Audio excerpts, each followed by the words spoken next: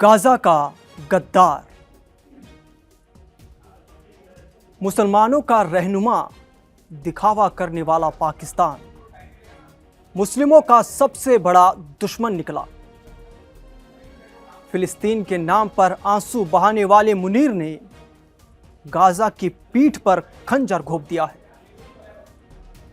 पाकिस्तान इतना नीच देश हो सकता है, ये इस बार खुद पाकिस्तान ने दुनिया को दिखा दिया। खुद को यहूदी का दुश्मन कहने वाला पाकिस्तान अब इजराइल के सामने दुम हिला रहा है और मुस्लिम देश हैरान है। आसिम मुनीर ने ऐसा क्या कर दिया है कि इस्लामिक देश उस पर थूक रहे हैं? क्या है मियां मुनीर, गाजा और धोखे की सबसे बड़ी कहानी? आज बॉर्डर वॉच में मैं पाकिस्तान के इस प्रोपेगेंडा का पोस्टमार्टम करूंगा।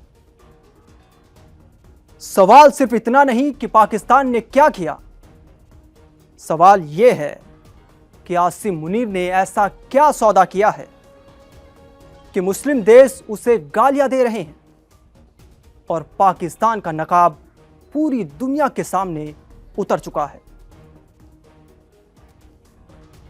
गाजा पट्टी आज सिर्फ युद्ध और तबाही की कहानी नहीं है, बल्कि यह वैश्विक राजनीति, कूटनीतिक सौदेबाजी और दोहरे मापदंडों का सबसे बड़ा मंच बन चुकी है।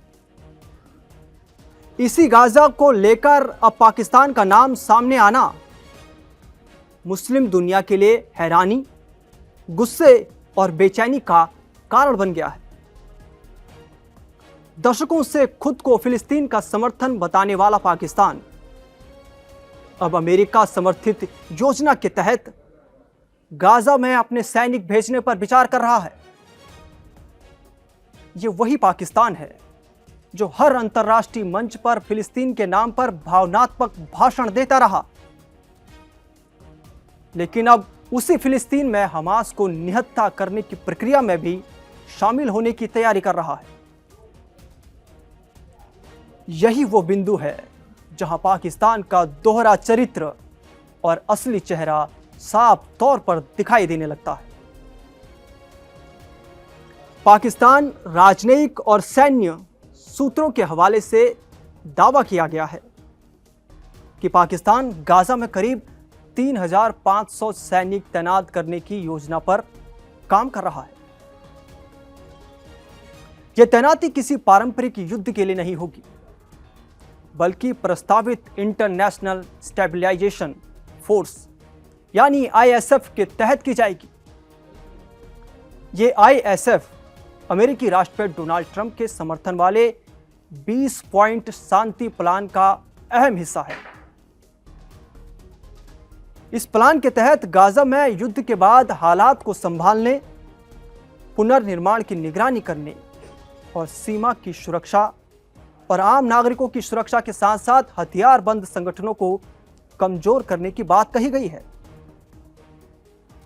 लेकिन इस योजना का सबसे विवादास्पद पहलू है हमास का निशस्त्रीकरण, यानी मुस्लिम देशों के सैनिक भेजकर फिलिस्तीनी प्रतिरोध समूह से हथियार सरेंडर करवाने की प्रक्रिया में भूमिका निभाना।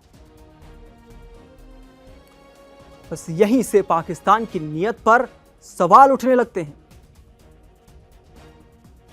क्या यह सच में शांति मिशन है या पश्चिमी इजरायली सुरक्षा एजेंडे को लागू करने का एक नया तरीका?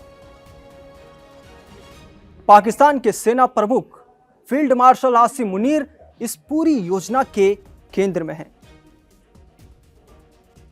हाल ही के महीनों में अमेरिका और पाकिस्तान के सैन्य नेतृत्व के बीच संपर्क बढ़ा है और माना जा रहा है कि आसिम मुनीर अमेरिका के साथ रिश्तों को फिर से मजबूत करना चाहते हैं। पाकिस्तान की अर्थव्यवस्था गहरे संकट में है। आईएमएफ, इंटरनेशनल मॉनेटरी फंड यानी अंतर्राष्ट्रीय मुद्रा कोष, इसकी शर्तें सख्त हैं। अंतर्राष्ट्रीय मंच पर देश की साख कमजोर हो चुकी है। और ऐसे में सेना एक बार फिर खुद को अमेरिका के लिए जरूरी साझेदार के रूप में पेश करना चाहती है। गाजा में सैनिक भेजना वॉशिंगटन के लिए एक बड़ा संकेत होगा कि पाकिस्तान अब भी उसके रणनीतिक प्लान का हिस्सा बनने को तैयार है। अमेरिकी विदेश मंत्री मार्को रूबियो का हालिया बयान इस दिशा की ओर इशारा करता है। उन्होंने गाजा में अंतर्राष्ट्रीय बल के लिए पाकिस्तान को अहम बताते हुए कहा कि इस्लामाबाद सैनिक भेजने पर विचार कर रहा है और इसके लिए बातचीत चल रही है। यह बयान पाकिस्तान के भीतर भी हलचल मचाने के लिए काफी था, क्योंकि एक तरफ सेना और सरकार अमेरिका के साथ तालमेल बढ़ाने में लगी दिखती है, वहीं दूसरी तरफ पाकिस्तानी समाज का एक बड़ा हिस्सा इसे मुस्लिमों के साथ धोखा मान रहा है। पाकिस्तान के अंदर इस योजना का विरोध अचानक नहीं हुआ, बल्कि बहुत तेजी से सामने आया। कराची में मुफ्ती तकी उस्मानी की अध्यक्षता में देश के प्रमुख इस्लामिक विद्वानों और धार्मिक राजनीतिक नेताओं की एक अहम बैठक हुई। इस बैठक में देवबंदी, बरेलवी, अहम ए हदीस और शिया विचारधारा से जुड़े नेताओं के साथ साथ जमीयत उलेमाए इस्लाम फजल और जमात इस्लामी जैसे प्रभावशाली पार्टियों के प्रतिनिधि भी शामिल हुए। बैठक के बाद जारी संयुक्त बयान में साफ शब्दों में कहा गया कि मुस्लिम देशों पर दबाव डाला जा रहा है कि वे हमास को निहत्था करने के लिए अपनी सेनाएं भेजें।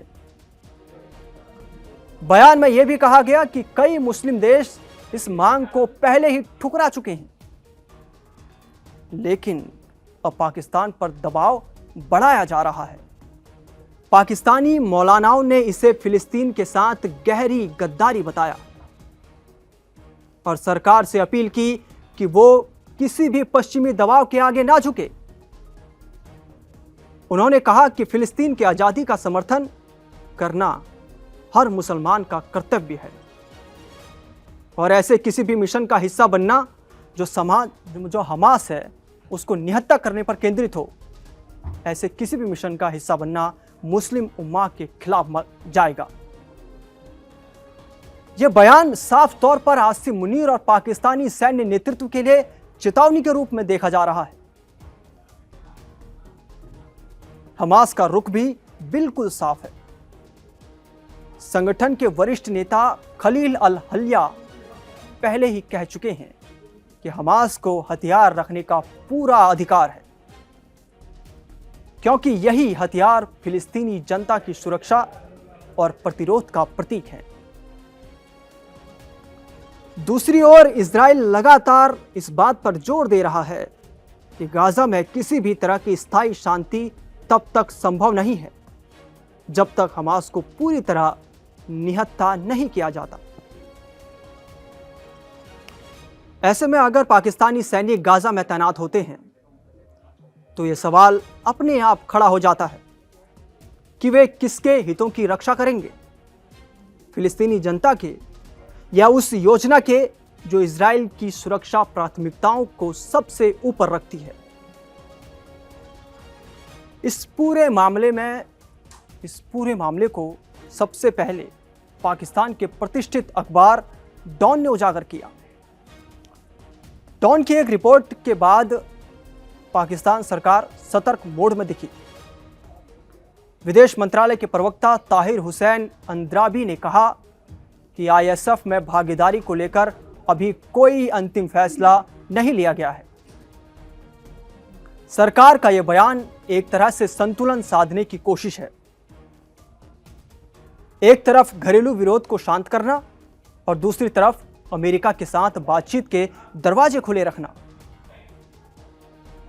यह पाकिस्तान की पुरानी नीति रही है, जिसमें सार्वजनिक बयान कुछ और होते हैं और अंदरूनी रणनीति कुछ और। गाजा युद्ध की पृष्ठभूमि इस पूरे मुद्दे को और भी संवेदनशील बना देती है। 7 अक्टूबर 2023 को हमास और उससे जुड़े संगठनों के हमले के बाद शुरू हुआ यह युद्ध अब मानवीय तबाही में बदल चुका है। विभिन्न स्वास्थ्य एजेंसियों और आकलनों के मुताबिक अब तक 70,000 से ज्यादा फिलिस्तीनी मारे जा चुके हैं। गाजा का बड़ा हिस्सा पूरी तरह तबाह हो चुका है। लाखों लोग बेघर हैं और बुनियादी सुविधाएं खत्म हो चुकी हैं। ऐसे हालात में अगर कोई मुस्लिम देश वहां सैनिक भेजता है तो उससे उम्मीद की जाती है कि वो पीड़ितों के साथ खड़ा होगा, ना कि उन्हें हथियार डालने के लिए मजबूर करने वाली किसी योजना का हिस्सा बनेगा। यहीं पर पाकिस्तान का दोहरा चरित्र सामने आता है।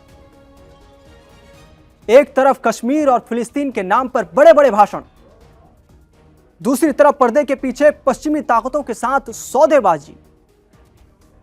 यह पहली बार नहीं है जब पाकिस्तान पर ऐसे आरोप लगे हों। अफगानिस्तान से लेकर आतंकवाद के मुद्दे तक पाकिस्तान का रुख समय और जरूरत के हिसाब से बदलता रहा है। गाजा का मामला भी उसी पैटर्न को दोहराता दिख रहा है।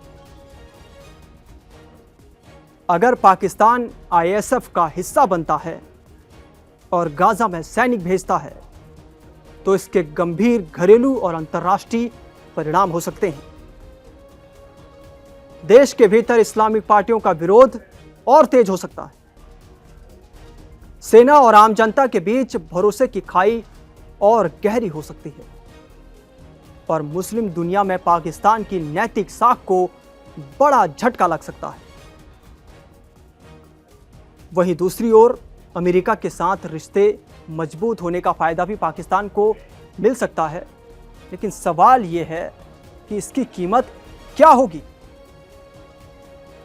फिलहाल सबसे बड़ा सवाल यही है कि क्या पाकिस्तान सच में गाजा में सैनिक भेजेगा या सिर्फ कूटनीतिक दबाव और बातचीत का यह हिस्सा है। लेकिन इतना तय है कि इस मुद्दे ने पाकिस्तान के दावों और हकीकत के बीच के फर्क को उजागर कर दिया है। गाजा सिर्फ युद्ध का मैदान नहीं, बल्कि पाकिस्तान के असली चेहरे की परीक्षा बन चुका है। आने वाले समय में यह साफ हो जाएगा कि पाकिस्तान अपने सिद्धांतों पर खड़ा रहता है या एक बार फिर सत्ता, सेना और वैश्विक स्वीकार्यता के लिए अपने ही दावों से समझौता कर लेता है। ये वक्त बताएगा। आप इस खबर पर क्या सोचते हैं? अपनी राय कमेंट बॉक्स में जरूर भेजें और देश और दुनिया की तमाम बड़ी खबरों के लिए आप देखते रहिए कड़क।